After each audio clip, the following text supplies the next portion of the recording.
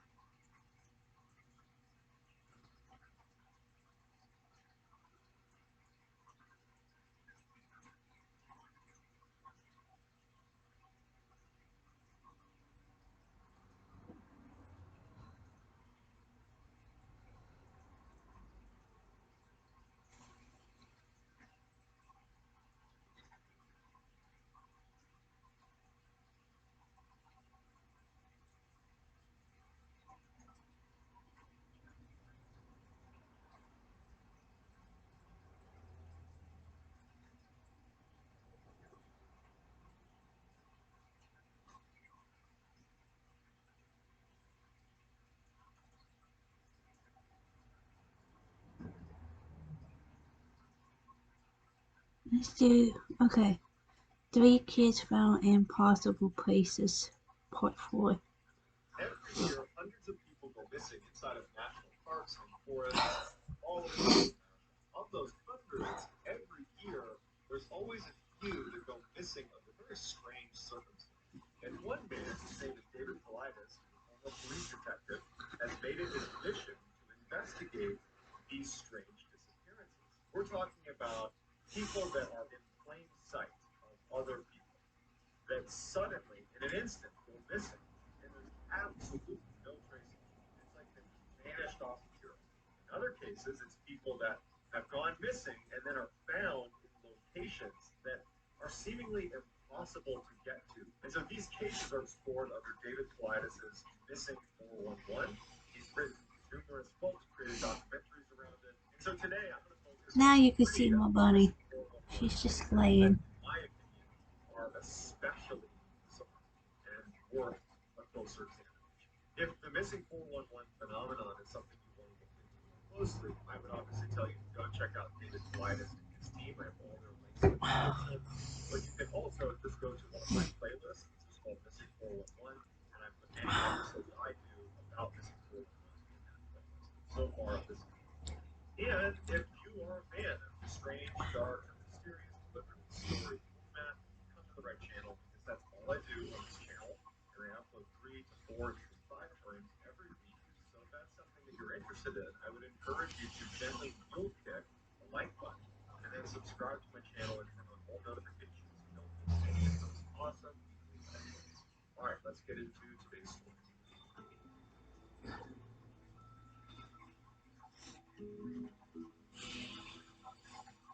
I'd like to thank our sponsor, Liberty Mutual. They customize your car insurance so you only pay for what you need. Contestants ready?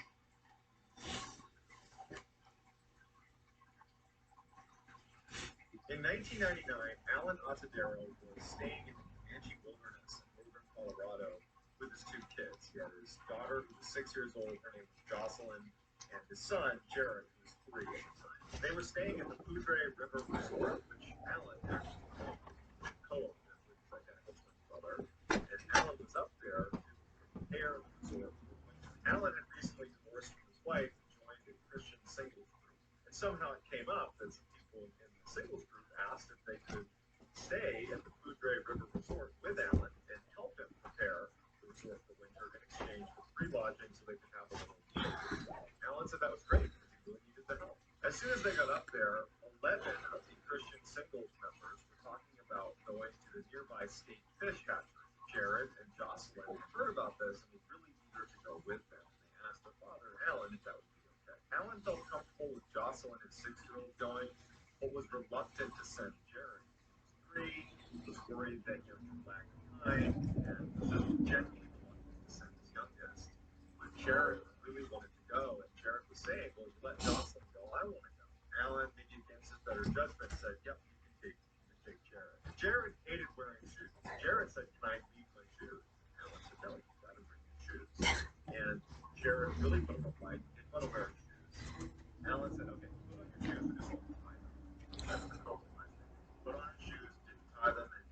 So the Christian singles group of 11 plus Jocelyn and Jared take off towards the state fish hatchery. But without asking for Alan's consent, instead of going to the state fish hatchery, they decided to head over to the Big South Trail, which was about 15 miles west of the resort where Alan was. They get to the beginning of this trail, which is an 11-mile, very rugged trail. Narrow path, fairly steep. You're going up almost 10,000 feet of elevation. This was a rugged hike. This was not a beginner's hike. Now, we don't know exactly what the timeline is here, but we know that Jared and Jocelyn were definitely with the Christian singles group when they began this hike. Because at some point, the Christian singles broke into like a fast group and a slow group. And during that time, when they kind of separated into two groups, Jared had somehow run ahead of one of the groups and had come into contact with these two fishermen that were on the Big South Trail. The Big South Trail was located near a world-class fly fishing area, and these two men were fly fishing. And they saw Jared, and they also saw these two groups of people making this climb on this trail, and they, the fishermen, assumed that he had to be with them. Jared walked up to them and said, "Hey, have you seen any bears in this area?" They said, "No." And Jared just skipped away. It's believed that the two fishermen that saw Jared on the trail were the last two people to see Jared alive. At some point shortly after Jared has made contact with these two fishermen, the singles group realizes they've lost track of Jared. They have Jocelyn, they've lost sight of Jared. And so there's an immediate search of the area, yelling out to Jared. And after about an hour, they haven't found him. However, one of the Christian singles members hears a scream. It was not a scream of someone getting attacked, but rather it was way off, off the trail. It sounded like a child. They would describe the scream as sounding gleeful, like they were playing with something, like they were playing tag or hide and seek with someone. They tried to make it over to that area, but they couldn't locate where the sound was coming from. And despite yelling out for Jared constantly, they could never locate him. While the search is going on, one of the members leaves and goes back to the resort to break the news to Alan, Jared's father.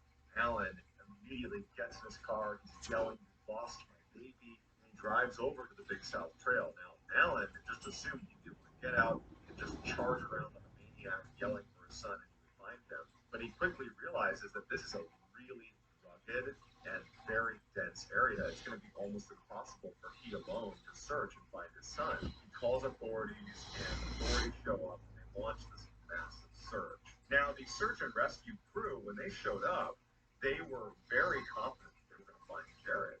They felt like they had a really good sense of where he was, that it would have been very difficult for him to go anywhere. They had the fishermen saying they had seen him. They had one of the members who heard a scream in a specific area.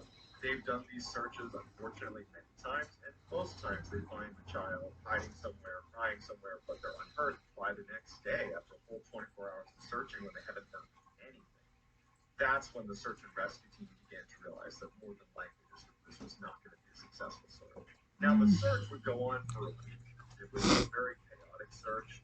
The case had made national headlines, and so people were converging on this area in Colorado just to kind of be a witness to this case. You had volunteers showing up left and right to help search, and police had to actually keep them from going into the area. They didn't want to clutter up the search area.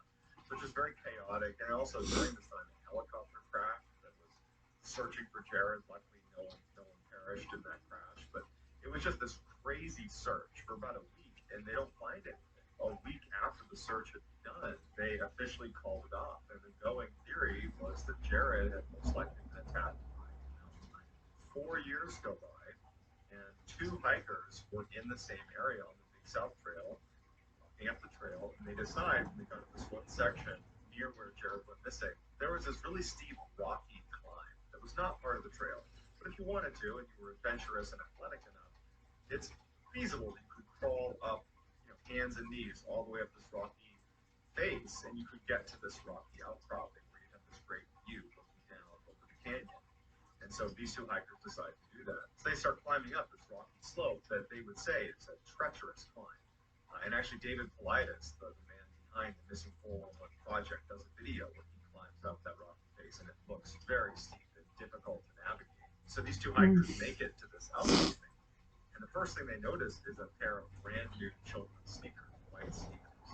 And as soon as they see it, they think, "Oh, I guess a family must be up here." And they let their kid take their And so they're looking around for, like, the family that must have just been adventurous and climbed up here, but there's no one up there. It's a small area. And they're like, huh, what are these shoes doing up here? Then they found bits of Jared's clothing near the shoes.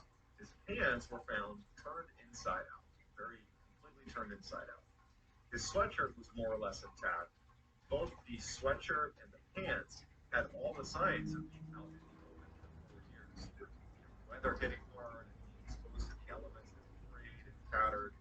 The shoes had also apparently been out in the elements for 4 years, but showed almost no wear and tear. The hikers that found them literally thought they were brand new shoes. And then around that area, they also located one of Jared's teeth, and they found a boat that belonged to Jared as well. So it really begs the question, how did Jared get up nearly 550 feet above the trail over extremely difficult to navigate terrain? And why were his shoes completely unweathered after 4 years of being out in the elements? And why were his shoes up there in the first place? They were untied on his feet. He certainly would not have been able to navigate the terrain up there even with his shoes laced. But if he had been navigating that terrain, he almost certainly would have lost his shoes in the process. So we don't know what actually led to Jared's demise. However, we do know that somehow he was found, his remains were found in an area that was effectively inaccessible. Who is Les Mills? Les Mills is a mindset 60 minutes away from.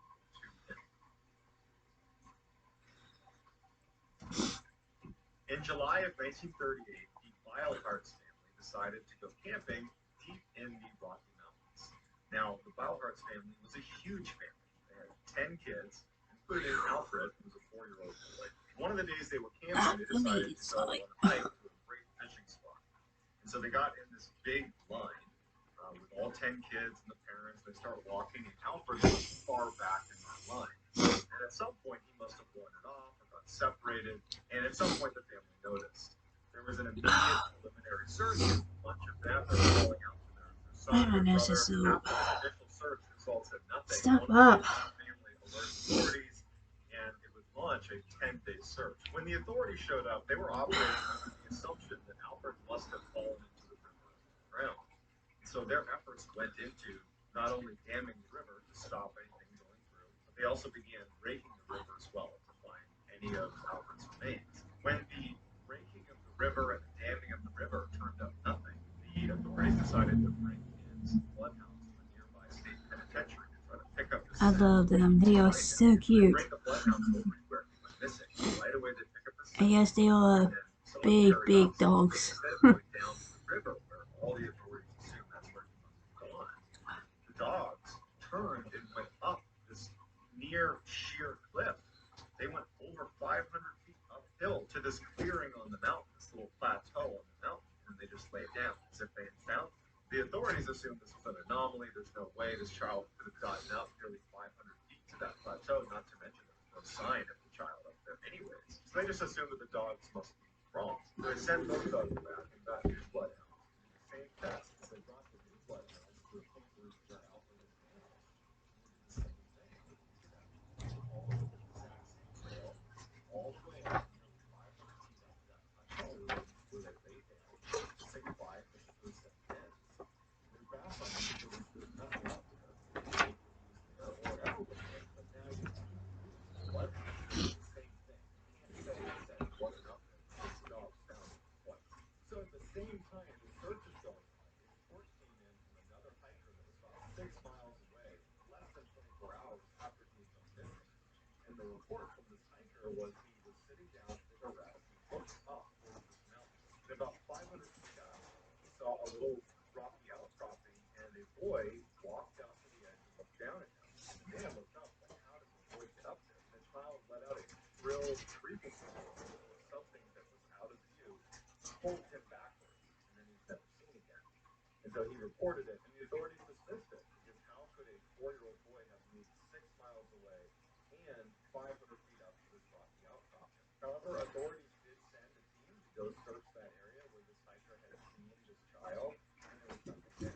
So you have these two separate locations, one near where Alfred disappeared about 500 feet up on a seemingly inaccessible rocky outcropping where the bloodhounds had taken a scent to and then vanished.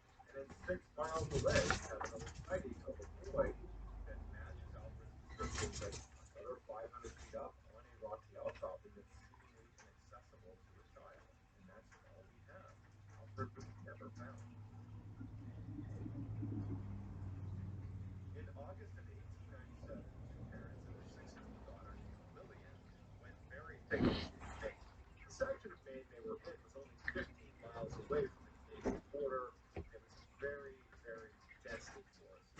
some point, the parents noticed that Lillian wasn't with them anymore. They assumed she must have wandered a couple feet away, maybe behind a tree.